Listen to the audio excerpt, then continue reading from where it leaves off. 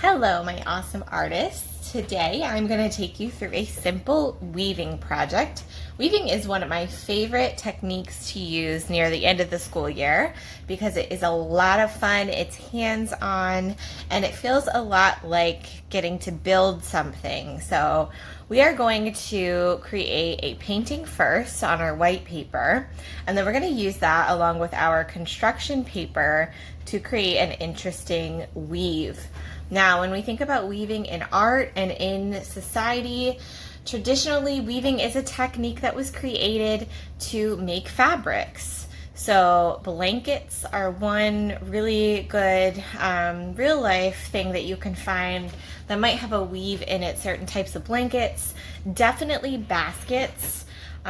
Weaving is necessary to create baskets.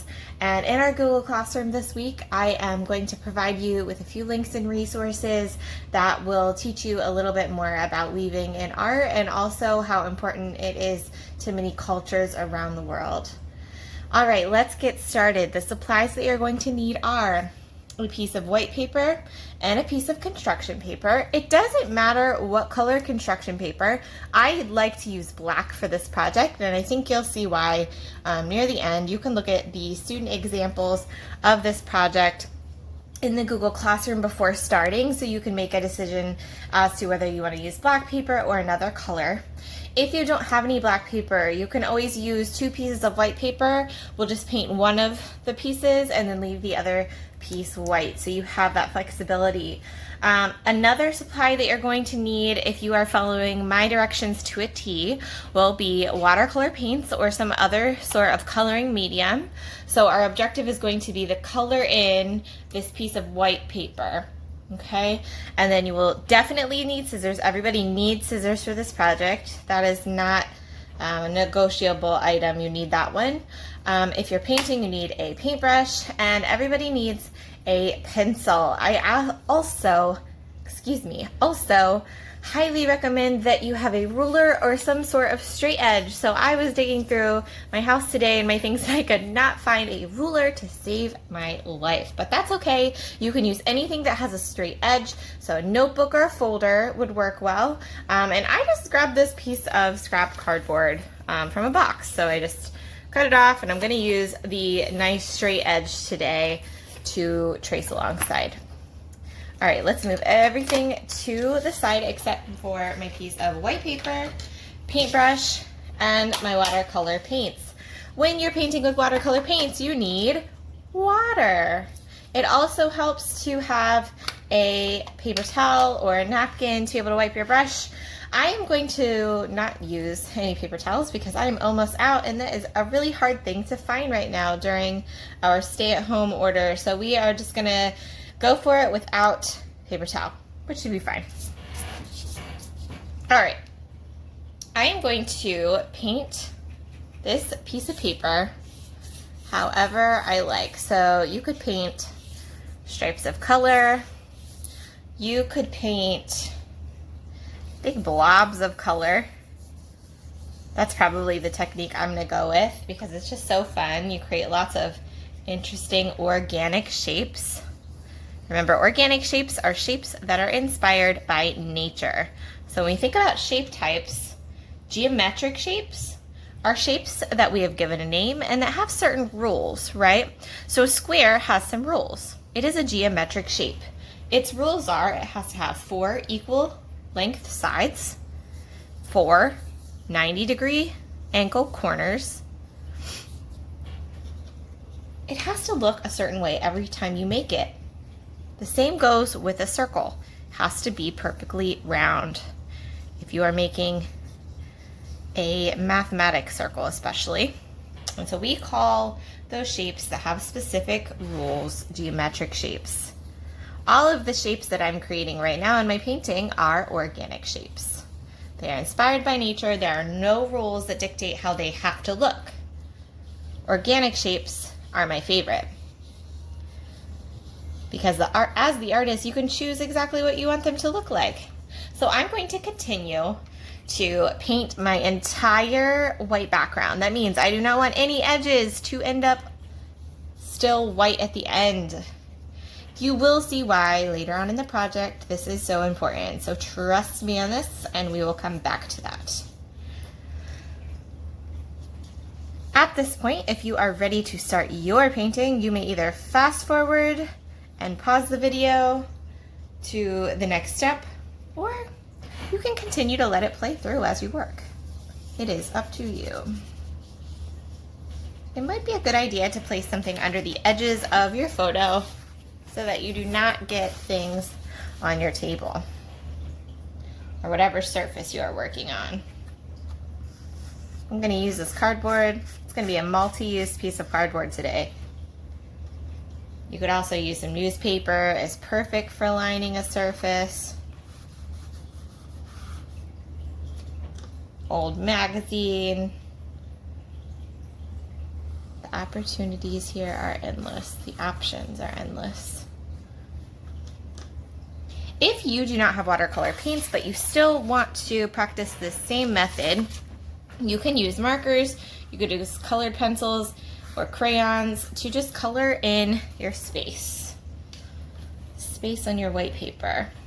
So even though I'm not using a paper towel here, I'm still making sure to really rinse out my brush well, wipe on the side, not tapping, because we know that when you tap a wet paintbrush, little bits of water fly everywhere and might get in places that you do not want them.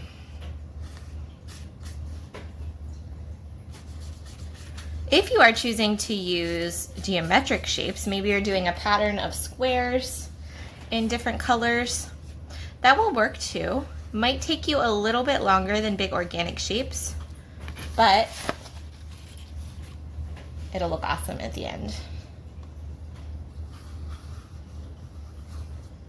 One of the things I really like about this medium is a word that we use in art to describe a material. So it is a synonym for the word material, means the same thing. One of the things I like about this medium is that watercolors can blend together where colors meet along the edges, which can create a really interesting image. So if I'm going too slow for you, you can most certainly speed up the video, or you can fast forward.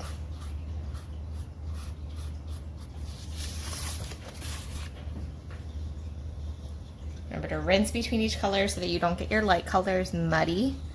Nobody likes a dirty looking yellow paint, right?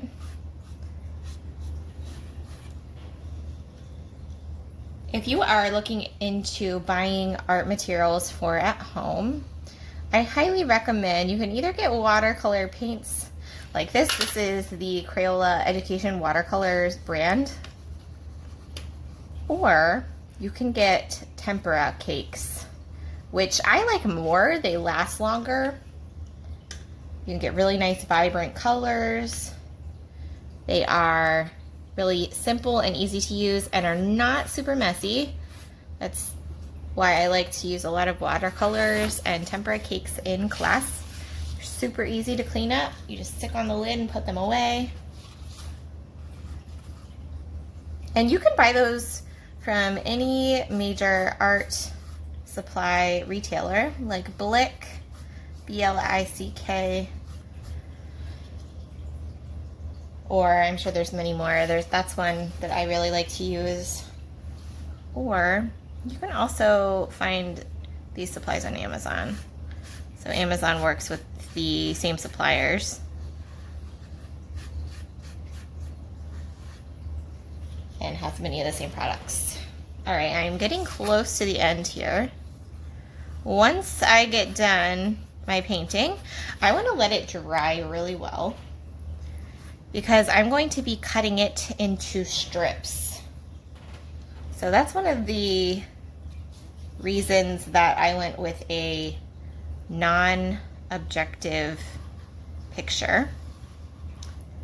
Non-objective means there are no objects. There's nothing that you can point out and identify in this painting. It's all just shape and color.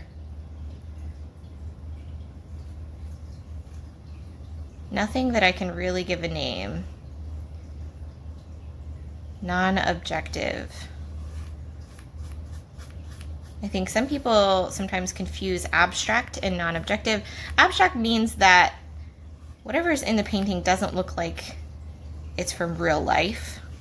So you could still have objects in a non-objective, you could still have objects in a abstract painting, but non-objective means there are no identifiable objects. So I've got my non-objective painting. I'm gonna go ahead and set it aside and let it dry really good. I can't really move on with that part of the project, with that paper, until it has dried. So take some time, clean up your supplies, maybe put away your paints because you won't need them again for this project.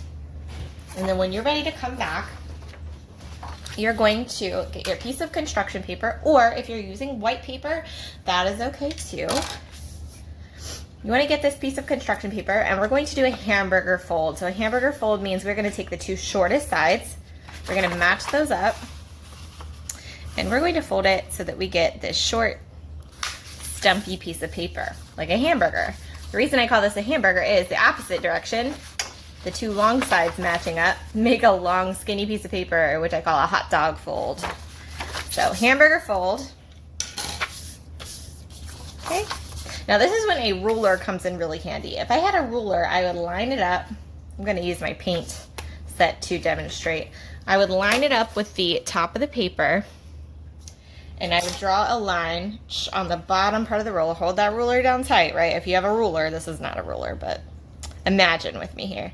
And I would trace along this line so that what I would get is this line coming from here to here on my paper with this nice, even rectangle at the top.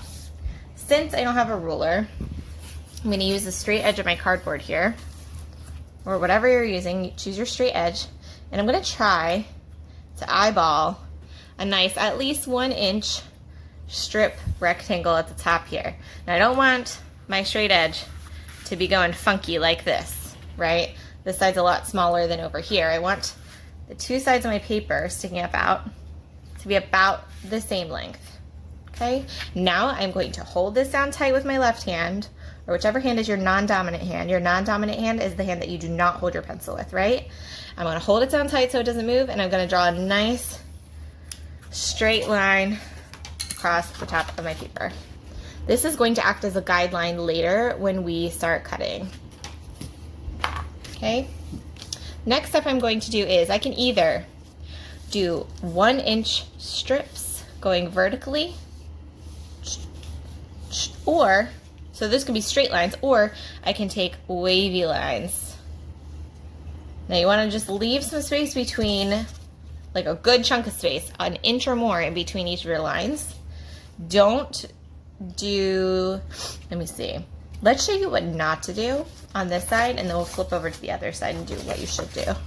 So I can do straight lines going up and down like this. What I don't want to do, though, is I don't want to make my lines real close together. That's going to be way too close together. And when I go to cut, because that is going to be the next step, we are going to cut along these lines. When I go to cut, I'm going to have all these really super thin pieces, and I don't want that, okay? So again, I'm just going to do a few more to show you what you don't want, because if you do this and you're like, oh crap, Miss Green said not to do that, I want to give you a chance to fix that before you start cutting. Okay, so this is what not to do. All right, now I'm going to turn my paper over, and I almost forgot to remind you guys, so I'm going to go back through that now. Make sure that the crease part of the paper is down closest to you, okay? That's the part that you want closest to you, and that really, really matters when we're creating this weaving project. So this is going to be what we call our loom, L-O-O-M, loom. So you need that part that's folded closest to you, and the part that opens up should be up here at the top, okay? So again, I'm going to draw that line at the top because I purposefully messed up the back so I could show you what not to do. Okay, nice straight line, and again, I can either make nice big, I'm going to turn it here so you can see how big my section is here. I can either make nice big straight sections, or I can do a wavy or zigzag line. Now, I will say The wavy and zigzag lines are more challenging to cut, and they are more challenging to keep a nice distance in between the pieces or the lines. So make a decision that's best for you here. I'm gonna continue with my wavy lines since that's how I started. Again, you can do straight lines, you could do zigzag lines. Make sure that you have a good amount of space over here on the edge. This is almost getting a little too close. I think what I'm gonna do is bring that over a bit more and erase at the bottom. And you will see why that is so important here soon. All right, now what I'm gonna do is I'm gonna take my scissors and I'm going to cut from the bottom edge up to this line. I'm gonna stop at this line. I do not wanna cut all the way across. If I cut all the way up, this piece of paper is gonna fall off, and that is not what I want to happen. Make sure, double check, that you are cutting from the creased, folded side. That is where you are starting your cut. So that way, when you get done cutting, your little piece should be connected in the middle and at the top and bottom when it opens up. So I'm gonna show you what I mean here. So I've just cut along that line. I stopped at the top line. That's why we made that guideline at the top. Now if I open this up, I should have a piece that is attached at the top, attached at the bottom, and that is still together in the middle. All right, I'm gonna continue to do that. Cut all the way from the bottom to the top. If you don't cut exactly perfectly on the line, it's not a huge deal because we're gonna end up using the inside of this piece of paper that should not have any pencil marks on it. Be very careful when you cut. You don't want to actually cut through and snip your piece off. You don't want to accidentally keep going and cut off the rest of your paper.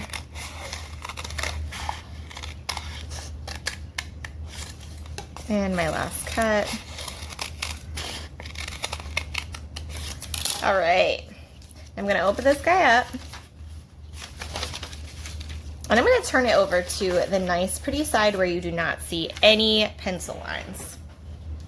So you should be able to take any one piece of your loom, and again, you might have wavy lines like me, you might have nice straight lines. You might have zigzag lines, depends on what you chose.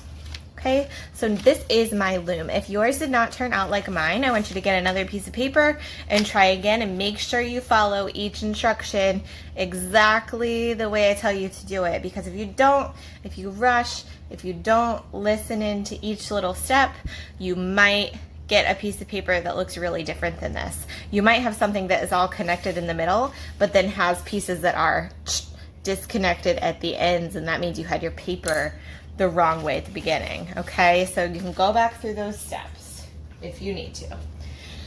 All right, my paper is still a little tiny bit wet. I want you guys to make sure that yours is completely dry before you do this step. Once it's dry, you are going to take your straight edge and you're going to cut this piece of paper into pieces that are about the same size. So strips of paper that are about the same size. I'm actually gonna turn my paper over to the side where I did not paint on, because I don't want these ugly pencil lines to show on my beautiful painting. So I'm going to just eyeball it. If you have a ruler, you could actually measure out like 1 inch long pieces would be pretty good. I'm just gonna eyeball it, try and get about the same size colored strips. If you get 1 or 2 that maybe are a little bit off, it is not a huge deal. So don't stress about it. When I get to the end, I might have a piece of paper that's just not the same as the others, and that's okay. Because chances are I might not use every single strip of paper. Yeah, so this piece is a little bit bigger. I'm gonna leave it like that. If I need to use it, I'll just cut it a little thinner. We'll see. All right, now, taking my scissors and I'm gonna cut right along these lines. So I made my loom have wavy lines. I'm gonna keep these pieces nice and straight, and you will see why It will make your life a lot easier when you go to weave them through your loom. We're going to end up with sort of a checkerboard pattern that has the color of your construction paper. So mine is black paper. So my checkerboard will look black, and then it will have these little pops of color from my painting as the alternating checkerboard color.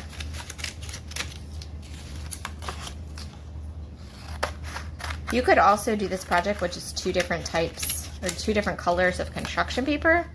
That would also work.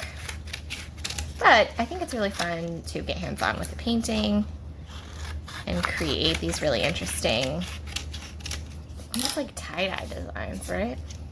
Love it. All right, this is my extra piece. It's a little bigger than the rest. I'm gonna set it aside because I'm not sure if I'm gonna need it yet. But I think I really will need these pieces. I'm gonna turn them all over so you can see how they turned out.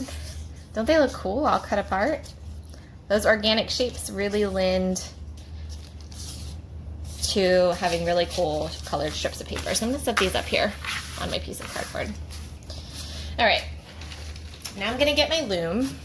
I'm gonna take one piece. Now pay close attention to this part.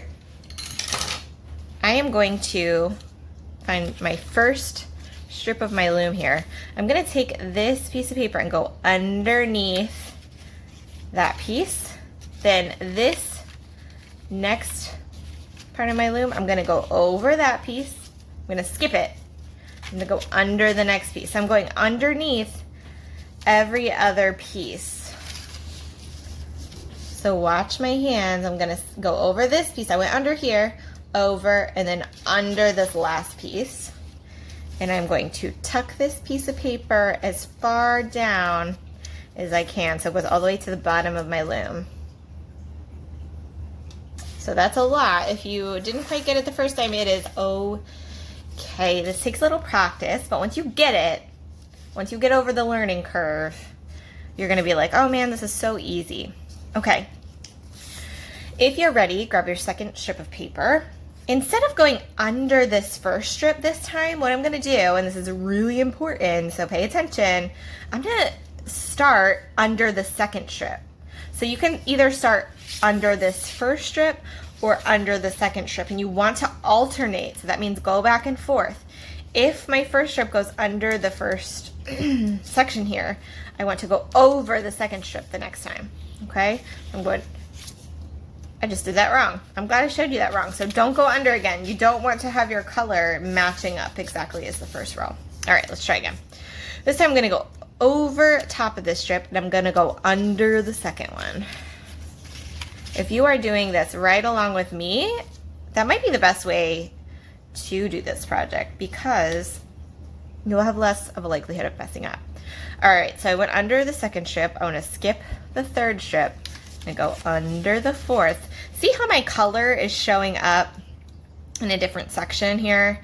So I've got black, color, black, color, black, color, black. But then here I'm gonna have color, black, color, black, color, black, going underneath, and then color. For this second strip, my color should be showing at the ends, whereas the first one, the color was underneath, right? Bring it all the way down, tuck it down, so it's as close to the bottom as it can be and it doesn't move around, okay? And I'm gonna keep going. So if you know what to do and you think you can go on without the video, you can turn the video off and keep filling up your loom until you get all the way to the top, or you can definitely leave this video on in the background and continue to come back to it as you need a little assistance. So I went over the first section of the loom last time. I'm gonna go under this time. Over, under, over, under, over, under. And then I bring it down. Tuck it all the way down, try and get the edges tucked in.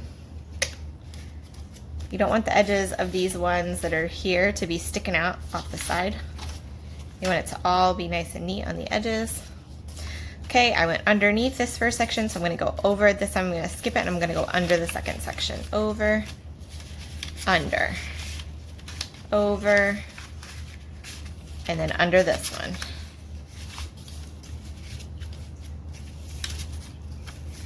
I'm gonna make it even on the edges. My pieces were the same size, so they should be nice and even. This is looking cool. All right, next piece.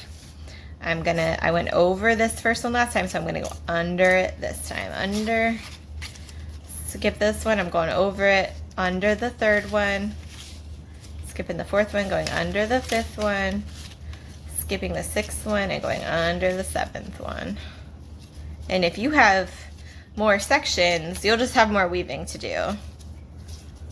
So you don't have to have the same number of sections as I do.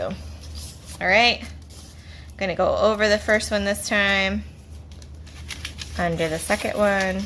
You'll find that things get a little tighter the further up your paper you get, because the weave is strengthening the paper here. The two pieces of paper weave together. That's why baskets are weaved together, so this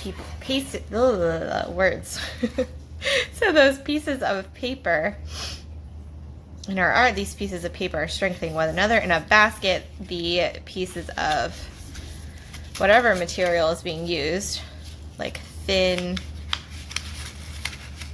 pieces of wood or straw, whatever the basket's made out of, I guess, so that they strengthen one another and they stay together. So, all right, bringing it down. Always make sure to tuck that little piece down. All right, so I still have a little space at the top here, but I'm not sure if a whole piece is gonna fit through there. We can try.